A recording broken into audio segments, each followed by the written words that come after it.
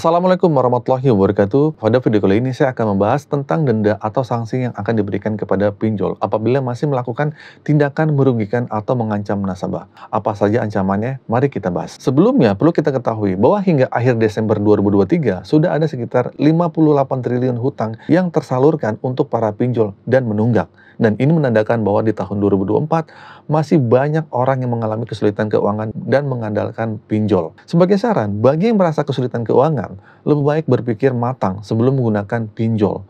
Jangan membayarkan hutang jika memang belum ada dananya.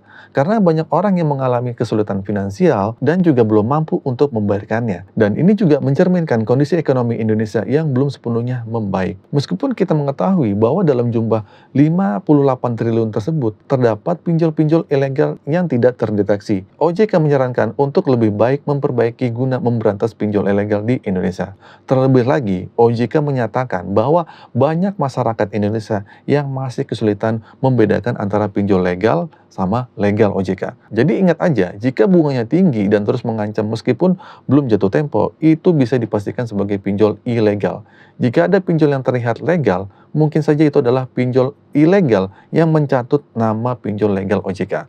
Oleh karena itu, sebaiknya kita waspada dan lebih teliti lagi untuk menggunakan pinjaman online alias pinjol ini. Nah, di sini juga OJK telah menetapkan sanksi-sanksi resmi yang akan diberikan kepada pinjol di tahun 2024 ini. Nah, keputusan ini telah ditandatangani pada tanggal 20 Desember 2023 yang lalu dengan nomor POJK nomor 22 tahun 2023 tentang perlindungan dan hak konsumen. Nah, salah satu poin yang disebutkan adalah bahwa setiap nasabah yang mengalami kesulitan keuangan dan terkena denda, pinjol dilarang untuk mempermalukan atau mengancam nasabahnya. Nah, denda ini sudah diatur dalam perundang-undangan OJK terkait masalah keuangan. Dengan adanya pemberlakuan sanksi ini, diharapkan setiap pinjol akan lebih berhati-hati dan menghormati hak-hak nasabahnya. Nah, oleh karena itu, kita semua ya tetap waspada ya, membaca peraturan dengan baik untuk melindungi hak-hak kita sebagai konsumen. Semoga dengan ada peraturan ini, pinjol ilegal dapat diminimalisir juga, dan nasabah-nasabah mendapatkan perlindungan yang lebih baik. Yang ditegaskan adalah jika nasabah mengalami kesulitan keuangan dan dikenakan denda, setelah disetujui oleh nasabah,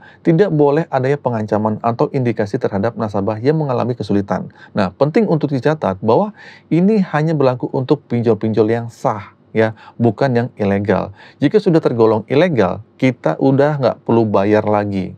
Gagal bayarin aja nggak apa-apa dan itu sah untuk digalbaikan. Nah, selanjutnya OJK juga membatasi cara penagihan yang diperbolehkan kepada nasabahnya. Yang pertama nih, pinjol tidak boleh mengancam atau mempermalukan nasabah, baik secara verbal maupun fisik. Nah, ancaman yang seringkali diterima melalui pesan WhatsApp atau media sosial yang lainnya, nah selama ini dianggap sebagai bentuk pengancaman secara verbal. Nah, ini bisa dianggap sebagai pelanggaran aturan. Nah, oleh karena itu, jika kalian merasa terancam, disarankan untuk melaporkan pinjol beserta bukti-buktinya kepada OJK. Nah, kalian dapat menyebutkan pinjolnya yang mengancam dan menjelaskan situasinya seperti apa. Kemudian, kedua, pinjol itu tidak boleh menggunakan tekanan fisik atau verbal kepada nasabah yang kesulitan atau kepada pihak ketiga yang terkait. Ini mencakup masalah yang mengalami kesulitan atau bahkan pihak lain di luar kondisi kesulitan. Tidak boleh ada ancaman atau tekanan, baik itu nasabah yang sedang mengalami kesulitan atau pihak yang terlibat dalam situasi tersebut. Selanjutnya nih, yang ketiga, penagihan tidak boleh dilakukan secara terus-menerus. Nah, ini berarti pinjol tidak diizinkan untuk terus-menerus mengirimkan pesan atau menghubungi nasabah secara berlebihan. Ya, meneror spam sampai ratusan kali, puluhan kali, itu nggak boleh. Nah, penagihan terus-menerus dapat dianggap sebagai tindakan yang memberikan tekanan berlebihan kepada nasabah gagal bayar, yang tentu saja melanggar peraturan OJK. Dengan memahami peraturan ini, diharapkan nasabah ini dapat melindungi diri mereka sendiri dan memiliki pemahaman yang lebih baik tentang hak-hak mereka. Kadang, seringkali kalian tuh mendapatkan penagihan yang terus-menerus. Nah, terutama bagi yang baru-baru ini mengalami kesulitan keuangan. Nah, hal ini bisa berlangsung setiap hari, bahkan bisa mencapai puluhan ya sampai ratusan pesan atau bahkan ratusan lah lebih dah. Dan bahkan seminggu kemudian penagihan masih terus berlanjut.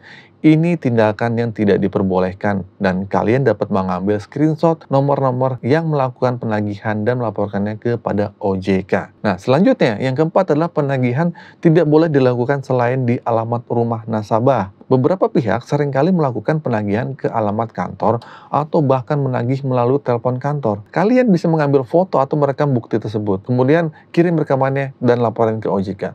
Ini penting karena aturannya menyatakan bahwa penagihan harus dilakukan hanya di alamat rumah, bukan kantor atau melalui telepon kantor. Nah, selanjutnya yang kelima nih, penagihan hanya boleh dilakukan pada hari Senin sampai Sabtu, mulai pukul 8 pagi sampai jam 10 malam. Tapi seringkali kalian tuh mungkin menerima penagihan pada hari Minggu, bahkan di luar jam tersebut. Nah, hal ini juga bisa diambil bukti foto dan dilaporkan ke OJK aja.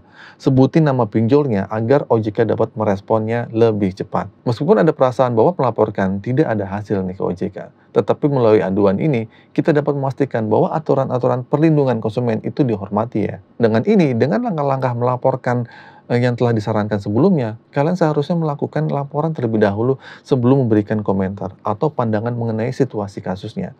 Banyak informasi yang saya terima menunjukkan bahwa pengaduannya langsung ditanggapi oleh OJK. Ya, sudah banyak juga teman-teman yang berhasil mendapatkan tanggapan dari OJK. Entah itu aduannya diterima atau enggak, ya penting kalian sudah melapor. Jadi, ketika ada yang mengatakan bahwa pelaporan itu percuma, sebaiknya kita tidak langsung percaya. Mungkin itu hanya pendapat pribadi atau bahkan disinformasi aja. Nah, untuk itu, saya sangat menyarankan agar kalian juga melaporkan semua pinjol yang masih mengancam kalian, lengkap dengan bukti-buktinya. Ya, sebagai langkah selanjutnya, yang keenam nih, semua pinjol itu diwajibkan untuk mematuhi semua peraturan yang telah disepakati bersama dan ditandatangani secara resmi pada tanggal 20 Desember 2023 dalam peraturan OJK nomor 22 tahun 2023. Nah, bagi pinjol yang melanggar kesepakatan ini, mereka itu akan dikenakan sanksi. Mungkin sanksi yang pertama adalah sanksi administratif berupa somasi sebagai peringatan dari OJK. Pada tahun 2023, sekitar 16 pinjol itu sudah disanksi oleh OJK. Namun jika pinjol tersebut tetap melanggar peraturan, terutama dalam melakukan pengancaman dalam penagihan kepada nasabahnya, OJK akan memberlakukan sanksi berupa pembatasan usaha,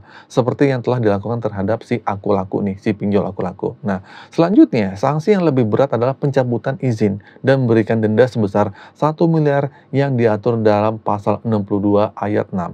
Nah, ini berlaku bagi pinjol yang masih tidak mematuhi peraturan OJK. Meskipun sudah mendapatkan sanksi administratif, terdapat 16 pinjol yang sudah mengalami sanksi dan semuanya merupakan hasil dari laporan yang telah dilakukan oleh masyarakat. Jadi, mari terus bersama-sama mendukung dan melibatkan diri dalam melaporkan pelanggaran-pelanggaran yang kita temui agar OJK dapat bertindak lebih efektif dalam melindungi konsumen, ya, atau melindungi nasabah yang sedang gagal bayar ini. Untuk para pinjol yang telah dilaporkan oleh OJK dan mendapatkan sanksi administratif karena melakukan penagihan dengan cara ancaman atau melakukan orderan fiktif melalui ojek online gitu kan, ini sudah menjadi langkah positif. Meskipun belum diinformasikan secara rinci mengenai nama-nama pinjolnya yang tersebut itu apa. Sebagai informasi tambahan juga, ada sekitar 20-an lebih pinjol yang belum bisa menyetorkan dana sebesar 2,5 miliar kepada OJK.